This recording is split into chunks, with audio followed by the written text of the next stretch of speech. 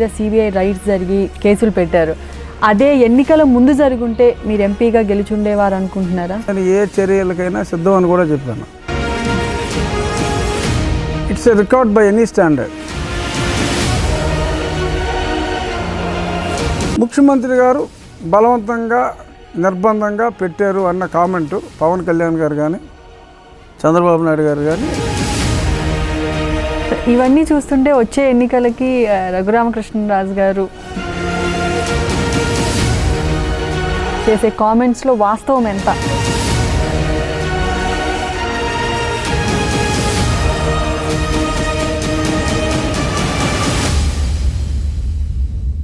రాష్ట్రంతో పాటు కేంద్ర రాజకీయాల్లో ఎప్పుడూ యాక్టివ్గా ఉంటూ ఈ మధ్య సోషల్ మీడియాలో కాంట్రవర్సీ వివాదాలతో అందరికీ దగ్గరైన నర్సాపురం ఎంపీ రఘురామకృష్ణరాజు గారు మనతో ఉన్నారు. ఈరోజు మన గెస్ట్. నమస్తే రఘురామకృష్ణరాజు గారు. నమస్తే. ఎలా ఉన్నారు?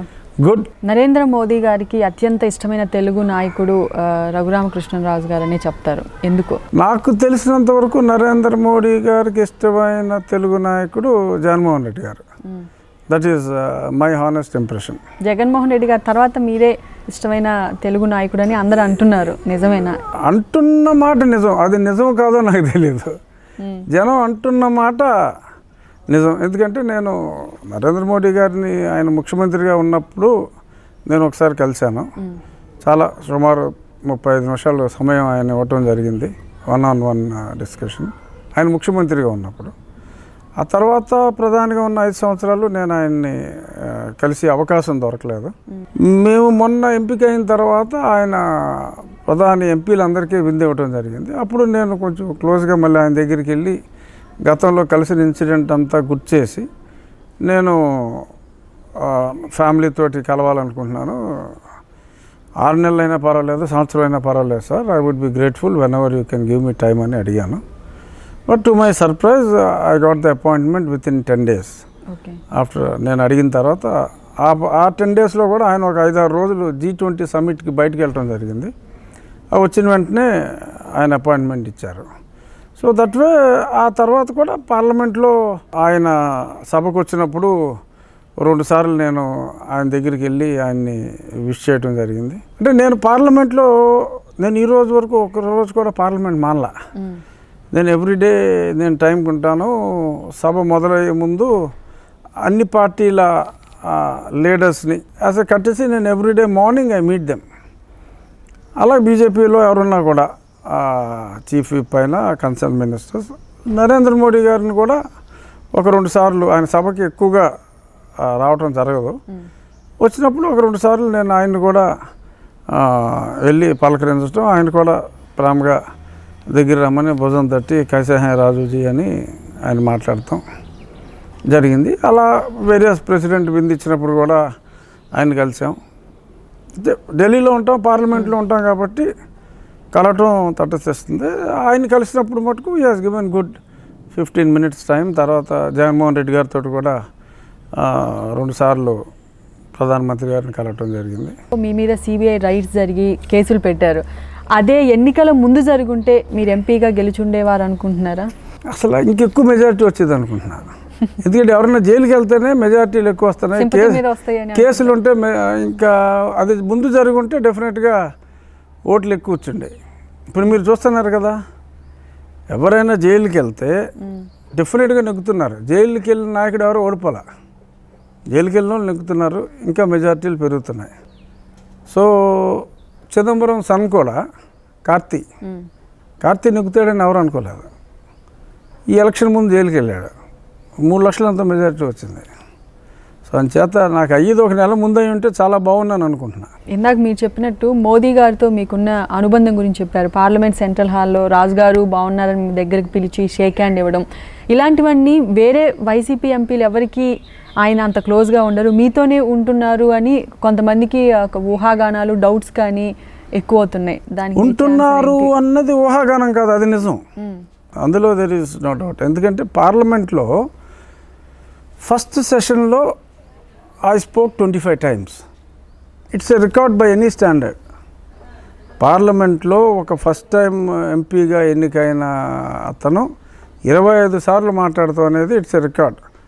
చాలామందికి చాలా రికార్డులు ఉంటాయి. ఇది 5 సంవత్సరాల్లో ఒకసారి కూడా మాట్లాడిన రికార్డు. అలాగా రివర్స్లో ఒక సెషన్లో ఫస్ట్ టైమర్ 25 సార్లు మాట్లాడింది నాకు ఒక్కడికే, ఆన్ వేరియస్ సబ్జెక్ట్స్, రకరకాల సబ్జెక్టులు, డిబేట్లు కానీ, 0 అవర్లో, క్వశ్చన్ అవర్లో, అగ్రికల్చర్ దగ్గర నుంచి సైన్స్ అండ్ రీసెర్చ్ దగ్గర నుంచి చాలా సబ్జెక్ట్స్, కులాల వారీగా క్లాసిఫికేషన్ గురించి కానీ, ఎక్స్పోర్ట్స్ కానీ, on various subjects I spoke. And if there is anything good, suppose central government scheme బాగా చేసిందంటే whoever is responsible for that, ప్రధానమంత్రి గారు అవ్వచ్చు, లేదా మొన్న ఏదో హౌసింగ్ గురించి వచ్చింది, I spoke about Rajasekhar Reddy గారు and 25 lakh house sites Jaganmohan Reddy గారు ఏదైతే ఇవ్వాలని ఒక యుద్ధ ప్రాతిపదికన చేస్తున్నారో, సో దాని గురించి. So I give credit to the leader at government of India level. Yes, definitely Narendra Modi garu, he has been doing a wonderful job. So wherever he has done an exemplary job, I have to praise him. Swachh Bharat, it is close to my heart. See, he has taken up Ayushman Bharat. That is very good. But when I spoke about Ayushman Bharat, while I praised Narendra Modi garu, I also said in our state, at state level, what our chief minister has been doing is much more exemplary than what you are doing at the national level. So at this healthcare, our Rajshekar Reddy garu has started in the country for the first time by name Rajiv Arogyasri, and even in a better way our chief minister is doing it now. So while I appreciated Narendra Modi ji for his initiative for Ayushman, health అనేది state subject. So unfortunately health is not the central subject, it is the state subject. Even then he has taken it up at the center.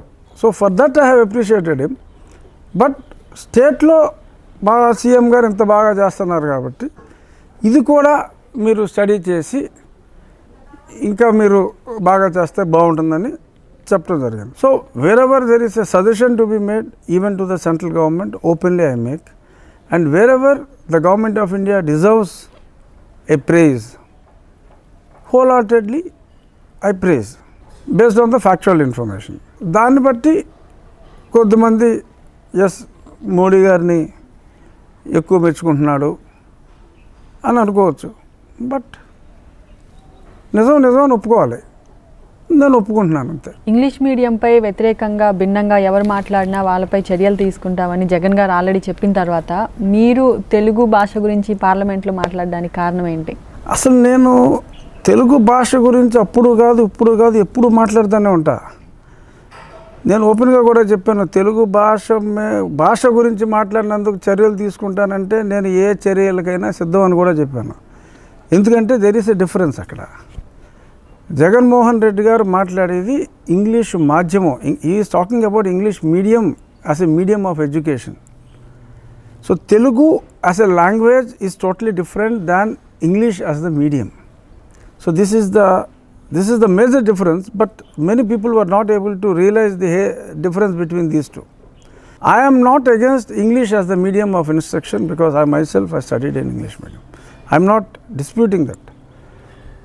But ఏంటంటే తెలుగు అంటే నాకే కాదు మనందరం గర్వంగా feel అవుతాం తెలుగు అని చెప్పుకోవడానికి.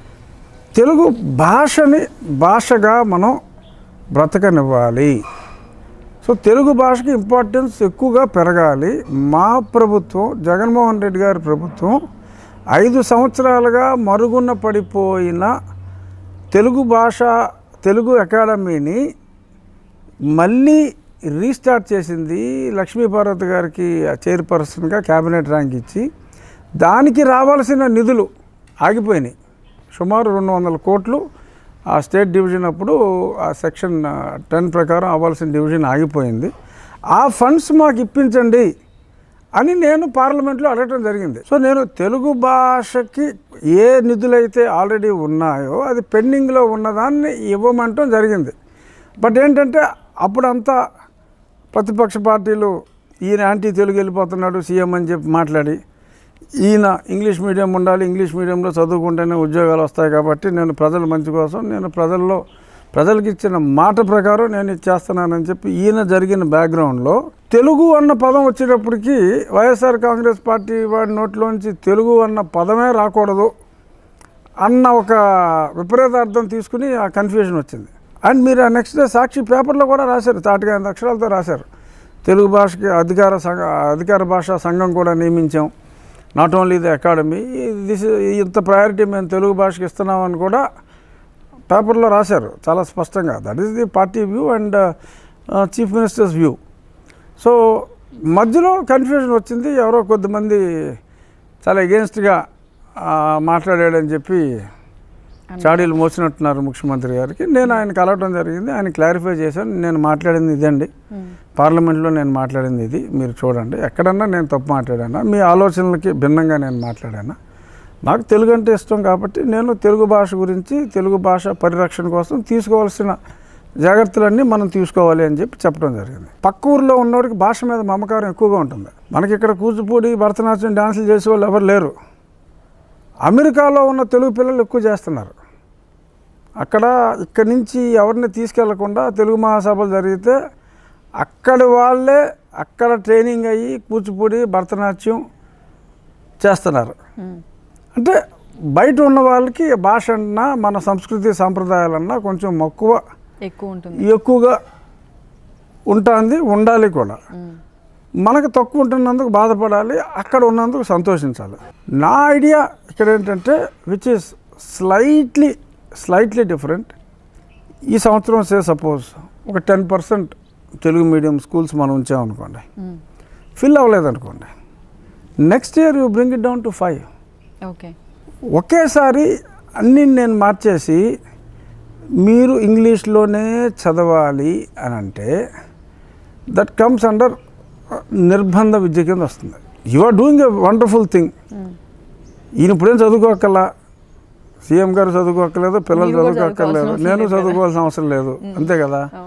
అయినా సరే ఆయన ఒక మంచి ఉద్దేశంతో ఇంగ్లీష్ ఉంటే మన కాంపిటేటివ్ ఎగ్జామ్స్ అన్నిటిలోనూ will be able to do well, మనకి మంచి ఉద్యోగ అవకాశాలు ఉంటాయనే కాన్సెప్ట్లో ఆయన వెళ్తున్నారు. It's a good concept, but at the same time you should not give scope for criticism that it has been imposed. ఆయన చేసేది ప్రజల కోసం, ప్రజాభీష్టం మేరకు చేస్తున్నారు. అందరికీ కావాలి, ఏ చిన్న లేబరర్ అయినా కూడా పిల్లల్ని ఇంగ్లీష్ మీడియంలోనే చదివించుకోవాలి అని భావిస్తున్నాడు ఇవాళ. It's a very good decision.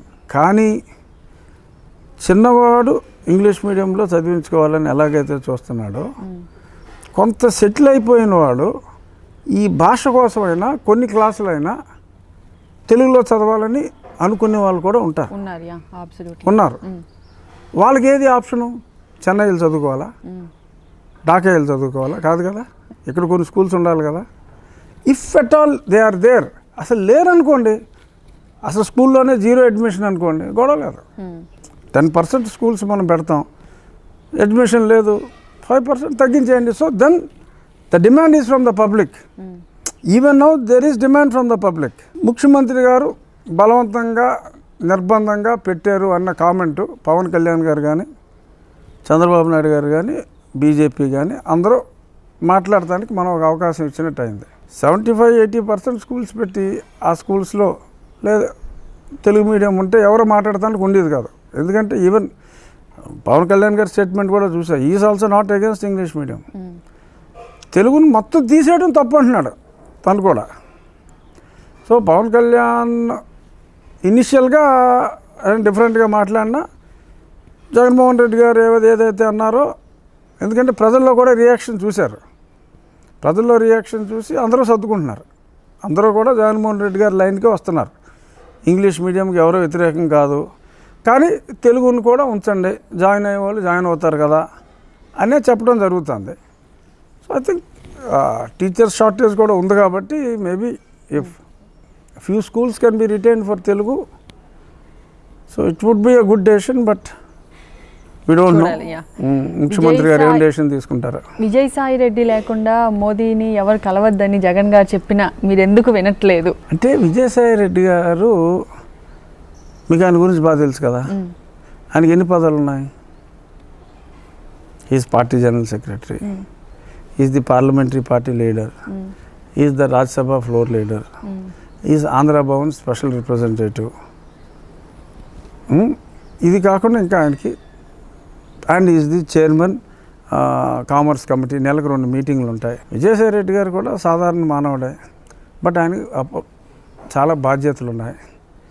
ఆ బాధ్యతలకి ఆయనకి టైం సరిపోదు. ప్రజా సమస్యల మీద ఎవరన్నా మంత్రుల్ని కలవాలి అంటే విజయసాయి రెడ్డి గారితోటే వెళ్తేనే కుదురుతుంది అంటే as a people's representative I would be a big failure. I may be in the good books of the Chief Minister, but I will be in the bad books of the people who have voted for me. So నా ప్రజల కోసం నేను ఏదన్నా పని చేయాలి అంటే వాళ్ళు ఏదైతే రిప్రజెంటేషన్స్ ఇచ్చారో ఆ కన్సర్న్ మినిస్ట్రీకి సంబంధించి నేను మా కలెక్టర్ గారితో కూడా రెగ్యులర్గా ఇంటరాక్ట్ అవుతాను. ఏమన్నా P&Rలు పంచాయతీరాజులు ఏమన్నా ఇష్యూలు ఉన్నాయా, లేదంటే హెల్త్ మినిస్ట్రీలో ఏమన్నా ఇష్యూలు ఉన్నాయా, ఎక్కడున్నా కూడా బేసిక్గా ఎందుకంటే majority of the ministers are very well known to me personally. నేను వెళ్ళి మాట్లాడి పరిష్కరించేసుకోగలను పనులుంటే. నాకు ఎవరిని తీసుకెళ్ళవలసిన అవసరం లేదు. ముఖ్యమంత్రి గారు ఎందుకు చెప్తారు, చెప్తే సాయి రెడ్డి గారికి వాళ్ళందరూ బాగా పరిచయం ఉంది కాబట్టి మీరు వెళ్తే తొందరగా పనులు అవుతాయి అన్న ఉద్దేశంలో ఆయన చెప్పుండాలి. చెప్పుంటే చెప్పారని మీరు అంటున్నారు కాబట్టి చెప్తున్నా. సాయి రెడ్డి గారితో సమానంగా ఆ కన్సర్న్ మినిస్టర్తో నాకు పరిచయం ఉంది, ఆర్ అదర్వైజ్ ఆ కన్సర్న్ మినిస్టర్ సాయి రెడ్డి గారి కన్నా నాకు ఎక్కువ క్లోజ్ అనుకోండి. నేను సాయి రెడ్డి గారి టైం వేస్ట్ చేయడం ఎంతవరకు భావ్యం? అవును. When is taking care of so many other issues of the government as well as the party, it is not prudent on my part to waste his time. మొన్న జగన్మోహన్ రెడ్డి గారితో జరిగిన మీటింగ్లో మీకు ఏదో క్లాస్ తీసుకున్నారు అని కొన్ని వార్తలు వచ్చాయి. ఏం జరిగింది అసలు ఆ మీటింగ్లో? క్లాసా పాడా? There is no class. అంతేనంటారా? ఇవన్నీ చూస్తుంటే వచ్చే ఎన్నికలకి రఘురామకృష్ణరాజు గారు బీజేపీ తీర్థం పుచ్చుకుంటారేమో అని చేసే కామెంట్స్లో వాస్తవం ఎంత? వాస్తవంగా అందులో వాస్తవం లేదు. ఇది చాలా మంది ఇంటర్వ్యూస్లో అడిగే ఉంటారు. ఇప్పుడు మీరు మార్నింగ్ కూడా అడిగారు ఇదే ప్రశ్న మెయిన్. ఎందుకంటే కామన్గా ఎక్కడ పడితే అక్కడ మా జిల్లాలో అయితే కొంచెం వెరైటీగా మాడతారు. లేదా ఫిబ్రవరిలో జాయిన్ అయిపోతున్నా అంట, మనకు ఉందలే న్యూస్. ప్రతి ఓడు మోడీ గారు లేకపోతే అంతా అమెరికా ప్రెసిడెంట్ ట్రంప్ లెవెల్లోనే మాడతారు మా వాళ్ళు. ఆడే ఉందరా ట్రంప్ గారు అన్నట్టు. అలా మా వాళ్ళు కూడా ఏంటంటే ఫిబ్రవరిలో జాయిన్ అయిపోతున్నా అంటారా బీజేపీలో అని ఇలా రకరకాలుగా మాట్లాడుకుంటున్నట్టు నేను కూడా విన్నా. అసలు నా ఫండమెంటల్ క్వశ్చన్ ఏంటంటే అసలు మారవలసిన అవసరం ఏమిటి? ఎందుకు మారాలి? నేను బీజేపీ నుంచే కదా వచ్చింది. నాకు ఏవో సమస్యలు ఉన్నాయి కాబట్టి నేను బీజేపీకి వెళ్ళాలి అనుకోని నేను ఉంటే కేంద్ర ప్రభుత్వంలో బీజేపీ ఉన్నప్పుడే కదా నేను బయటకు వచ్చింది. 6 సంవత్సరాల క్రితం. నేను వైఎస్ఆర్ కాంగ్రెస్ పార్టీతో ఉంటాను. But my friendship with all leaders of all parties as far as the parliament is concerned, parliament lo we are all one. Parliament lo there is no party. రాష్ట్రంలో పార్టీ, ఎలక్షన్స్లో పార్టీ, ఎలక్షన్స్లో పోటీ చేసినప్పుడు మా పార్టీ విధానాలు మేము మాట్లాడుకుంటాం, ఆ పార్టీ విధానాలను తప్పడతాం. ఒకసారి నెగ్గి పార్లమెంట్కి వచ్చిన తర్వాత అందరూ ఫ్రెండ్సే. ఒకసారి కన్సర్న్ మినిస్టర్ ఎవరైతే, ఇప్పుడు బీజేపీయే 90% మినిస్ట్రీస్ అన్నీ బీజేపీయే, అలా అలయన్స్ పార్టీలకి ఏమో మంత్రులు ఇవ్వాల బీజేపీ వాళ్ళు. సో నేను బీజేపీ మంత్రులతోటే మాట్లాడుతూ ఉండాలి. సమస్యల పరిష్కారానికైనా సరే ఏ రకంగా నేను బీజేపీ మంత్రులతోనే మాట్లాడాలి. వాళ్ళతో మాట్లాడాలి. పబ్లిక్ సమస్యల గురించి మాట్లాడేసినప్పుడు వాళ్ళతో మాట్లాడకూడదు అని మాకెవరు చెప్పలే. Information what you got is in a way it's a mistake. Jaganmohan Reddy గారు చెప్పింది ఏంటంటే, ఒక సమస్య ఒకడెళ్ళి చెప్పటం కన్నా మీ 22 మంది వెళ్ళి చెప్తే ఆ ఎంఫసిస్ ఎక్కువగా ఉంటుంది కదా, that will be more effective అన్న యాంగిల్లో ముఖ్యమంత్రి గారు అది చెప్పడం జరిగింది, which is a good advice. But ఆయన ఏంటి, సెషన్కి వెళ్ళి ముందు మాకు చెప్పిన మాట. ఎందుకంటే సెషన్లో అందరూ ఉంటారు. బట్ సెషన్ ఎన్ని రోజులు జరుగుతుంది? అసెంబ్లీ అయితే మరి 50 రోజులే జరుగుతుంది. బట్ మాకైతే ఒక 80-90 రోజులు నడుస్తుంది సంవత్సరానికి. ఆ మిగిలిన 270 రోజులు సేనాధికారాలు తీసేసిన మిగిలిన 2 రోజులు ఏదన్నా సమస్యలు ఉంటే ఏదైనా పెండింగ్ ఉంటే ఏదైనా చేసుకోవాలి అనుకుంటే అందరూ వెళ్ళి కలవటం కుదరదు కదా. సో నేను వెళ్ళినప్పుడు నా సమస్యలకి ఏదన్నా ఉంటే member of parliament is two powerful a post. మనకిక్కడ రాష్ట్రంలో అన్ఫార్చునేట్గా మరి కొంతవరకు ఎంపీకి విలువ తగ్గిందేమో అని నేను అనుకుంటున్నాను. But otherwise in Delhi member of parliament is very important post. And if an MP calls any secretary or any minister, they are bound to give an appointment. 2 రోజులు ఆలస్యంగా అయినా సరే అపాయింట్మెంట్ ఇవ్వాల్సిన బాధ్యత ఆ కన్సర్న్ మినిస్టర్కి ఉంది. ప్రతిరోజు కూడా ఒక 1/2 hour to 1 hour time every minister has to allocate it to the member of parliament. అంత రెస్పెక్ట్ ఉంది ఎంపీకి. సమస్య ఉంటే ఆ కన్సర్న్ ఎంపీకి అక్కడ గౌరవ మర్యాదలు ఉంటాయి. You can discuss. దానికి అందరూ కలిసి వెళ్ళగలిగితే చాలా మంచిది. ఎవరికి వాళ్ళు ఇల్లా కూడా అక్కడ తగిన గౌరవ మర్యాదలు ఉంటాయి. మన సమస్యల్ని పరిష్కరించుకోవడానికి అవకాశం ఉంటుంది. సో మీరు ప్రామిస్ఫుల్గా చెప్పగలరా నేను బీజేపీలో జాయిన్ అవ్వట్లేదు అని? అసలు సమస్య ఉత్పన్నం కాదు, సమస్య ఉత్పన్నం కాదు. ఇప్పుడు నేను మళ్ళీ నెగ్గాలని అనుకుంటాను కదా. బీజేపీలో జాయిన్ అయితే నేను నెగ్గాలనా? మీరు చెప్పండి పోనీ. Is it possible with 1% vote share of BJP వెరీన్ వైఎస్ఆర్ కాంగ్రెస్ 55-56% ఓట్ షేర్ ఉంటే వైఎస్ఆర్ కాంగ్రెస్ నుంచి వేరే పార్టీలోకి ఎవరైనా ఎందుకు వెళ్తారు? అన్లెస్ పార్టీలోంచి పంపించేస్తే తప్ప.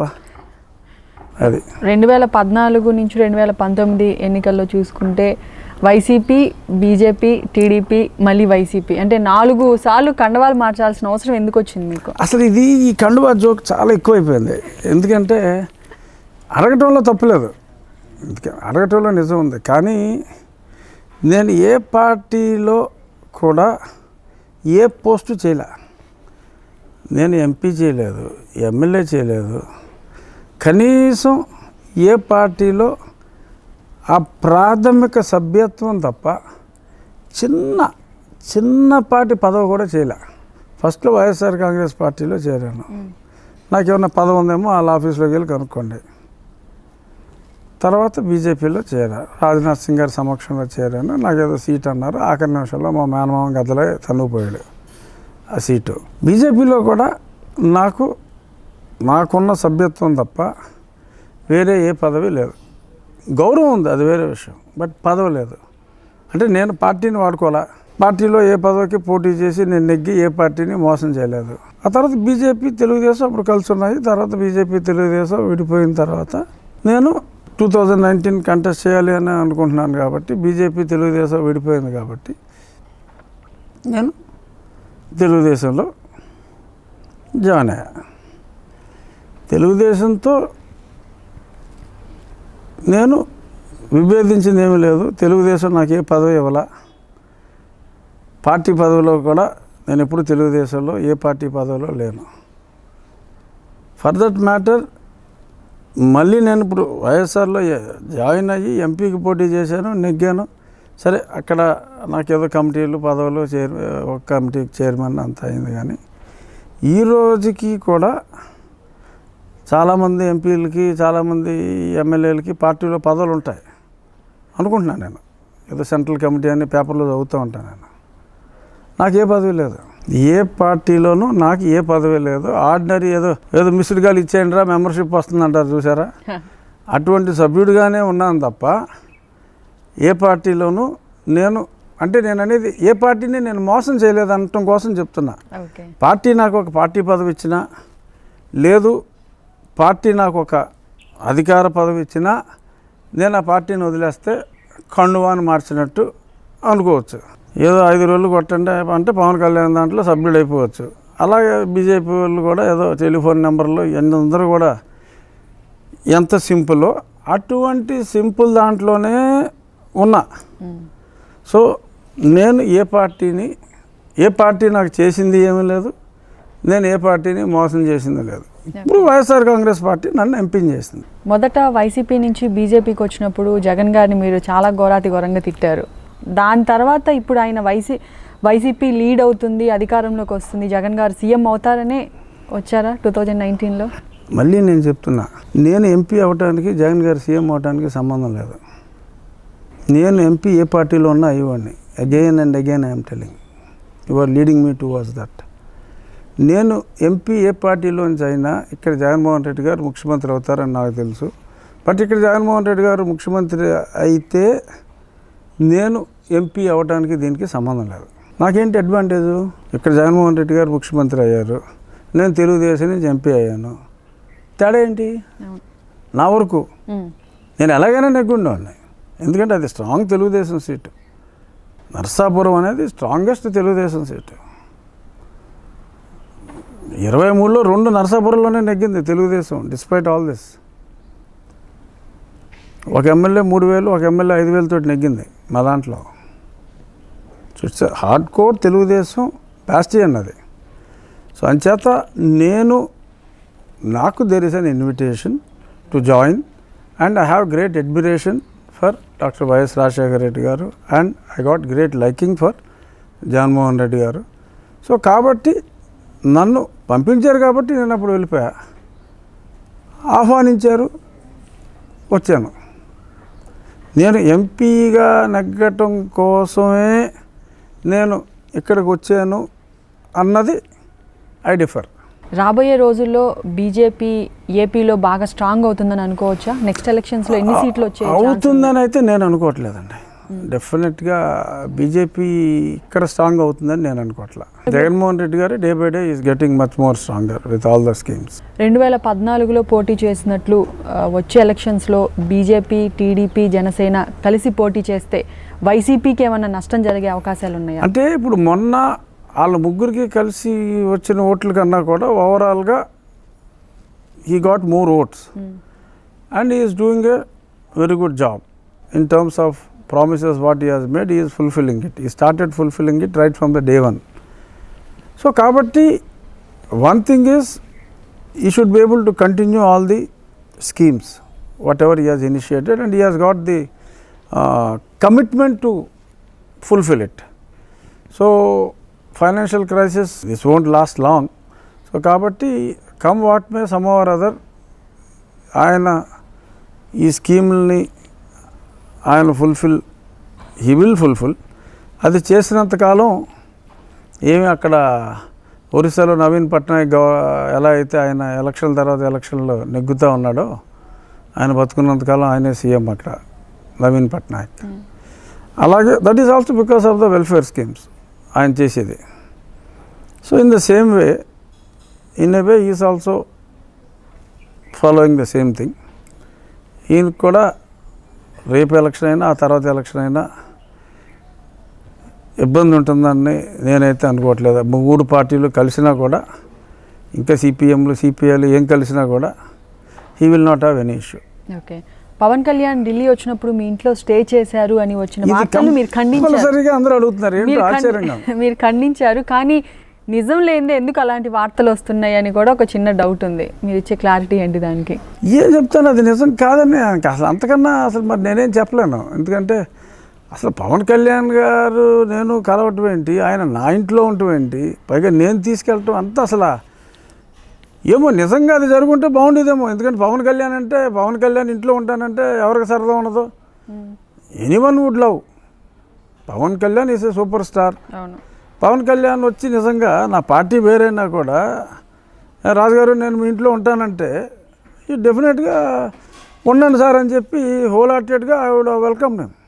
అంటే నేను అక్కడ ఉన్నా లేకపోయినా, నేను ఆయన కలిసినా కలవకపోయినా, నిజంగా పవన్ కళ్యాణ్ నా ఇంట్లో ఉంటాను, నీ ఇంట్లో ఉంటాను రఘు అని అంటే హోల్ హార్టెడ్గా వెల్కమ్ చేసి ఉండేవాడిని యాజ్ ఎ పర్సన్. బికాస్ ఎందుకంటే as a hero I'm his fan. As a politician okay, ఆయన నా కాన్స్టిట్యున్సీలోనే ఎమ్మెల్యేకి పోటీ చేశారు, వాళ్ళ అన్నయ్య నా మీదే పోటీ చేశాడు. So politically we may be opponents, but Pawan Kalyan as a hero super star and నేను as a spectator I'm his fan. అందులో నాకేం మొహాటం లేదు చెప్పుకోవడానికి. పవన్ కళ్యాణ్ నిజంగా నా ఇంటి దగ్గర ఉంటాను అని అనుంటే I would have been the happiest fellow to give him my accommodation, my car, everything. But unfortunately నన్ను ఆయన అడగలేదు. అది నిజమైతే బాగుండేమో, నన్ను అడగల. పవన్ కళ్యాణ్ గారిని రీసెంట్గా ఎప్పుడు కలిశారు? ఆయనతో మీకు నేను ఎలాంటి రిలేషన్ ఉండేది? వ్యక్తిగతంగా నేను చాలాసార్లు చిరంజీవి గారి ఇంట్లో కలిశాను. నేను ఆయన 1-to-1 కలిసి సుమారు గంటన్నర కూర్చొని మాట్లాడింది జనవరి 11. At is Vijayawada new residence, అప్పుడే కొత్తగా తీసుకున్నారు ఆయన పట్టమట్లంకలో. ఆ ఇంటి దగ్గర నేను సంక్రాంతికి మా ఊరు వెళ్తూ విజయవాడ ఫ్లైట్ దిగి కళ్యాణ్ గారిని కలిసి మోర్ దాన్ 1.5 hours ఆయనతో కూర్చొని వెళ్ళాను నేను. కానీ ఒక రకమైన క్రైటీరియాలో జగన్ గారి పాలన మోదీ గారి పాలనతో కంపేర్ చేస్తే ఆయన లెవెల్ని ఎంతవరకు రీచ్ అయ్యి? ఏ క్రైటీరియాలో చెప్తే నేను ఆ క్రైటీరియాలు చెప్పగలను. నేను రాష్ట్రానికి కేంద్రానికి అసలు సంబంధం ఉంది. రాష్ట్రం is totally different. Jaganmohan Reddy గారి ఫోకస్ ఈజ్ ఆన్ సంక్షేమ కార్యక్రమాలు. అభివృద్ధి ఉంది కానీ ప్రస్తుతానికి ఈజ్ ఫోకస్ ఈజ్ ఆన్ సంక్షేమ కార్యక్రమాలు. సంక్షేమ కార్యక్రమాల్లో ఆయన దూసుకెళ్ళిపోతున్నాడు. మోడీ గారికి సంక్షేమ కార్యక్రమాలు అనేది చాలా లిమిటెడ్గా టచ్ చేస్తారు ఆయన. సో కాన్సెప్చువల్గా there is a difference between the concept of our CM and our PM. Prime minister పని చేయకుండా ఎవరికి ₹1 ఇవ్వటాన్ని ఆయన ఒప్పుకోడు. ఈయన చేసేది మంచిగా చెడ్డ అంటే అది వేరే విషయం. పని చేయకుండా ఎవరికి మనం ఇస్తే సొసైటీకి మంచిది కాదు అన్న ideology is the prime minister. ఇక్కడ ప్రజలు సంతోషంగా ఉంటేనే సమాజం బాగుంటుంది. సో ప్రజల్ని సంతోషపెట్టాలి. ఆయన ₹1000 ఇచ్చి సంతోషపెడితే మనం 2000 ఇచ్చి సంతోషపెట్టాలి. సమస్యలు ఉన్నాయి ప్రజలకి. సో ఆరోగ్యశ్రీ, సో ఆయన 5000 ఇస్తున్నాడు. నేను 50,000 అయినా 5 లక్షలైనా 10 లక్షలైనా ఆరోగ్యం బాగోకపోతే అందరికీ నేను ఇస్తాను. మంచిదే కాదా అంటే మంచిది. ఈయన ప్రజల ఆరోగ్యం, ప్రజల ఎడ్యుకేషన్ చూసుకోవాల్సిన బాధ్యత ప్రభుత్వందే. బట్ ఐడియాలజీలో దెర్ ఇస్ ఎ డిఫరెన్స్. ఆయన మనకున్న రూపాయిని ఒక ₹10 సంక్షేమానికి, ఒక ₹10 ఫ్యూచర్ ప్రగతికి వాడుకోవాలి అనేది ఆయన థింకింగ్. ఆ థింకింగ్ తప్పు అనడానికి లేదు. నాకు ప్రజలే ముఖ్యం, వచ్చిన ₹90 నేను ప్రజలకు ఇస్తాను అని ఈయన అంటున్నాడు. తప్పులేదు. కంపేర్ చేయమంటే ఏం చేస్తాం, ఇద్దరు గొప్పవాళ్ళే అని చెప్తాం. Okay, though their ideology is totally tangential direction. But I know Modiji is mind. ఖాళీగా కూర్చోబెట్టి డబ్బులు ఇస్తే ఆయనకి రుచించదు. కొంతమంది నేమ్స్ చెప్తానండి, వాళ్ళ మీద మీ ఒపీనియన్ పాజిటివ్ ఆర్ నెగిటివ్ వీటిలో చెప్పాలంటే చెప్పండి. టక్ టక్. Chandrababu Naidu is a shrewd politician. Lokesh very decent person. Chiranjeevi great star. Pawan Kalyan is a super star. పాలిటిక్స్లో is a failure as of now. YS Jagan is a great politician and is a great leader and is in the hearts of the people. Thank you Krishnam Raju garu, thank you so much. So ఇది ఈరోజు special interview. This is Ramya signing off.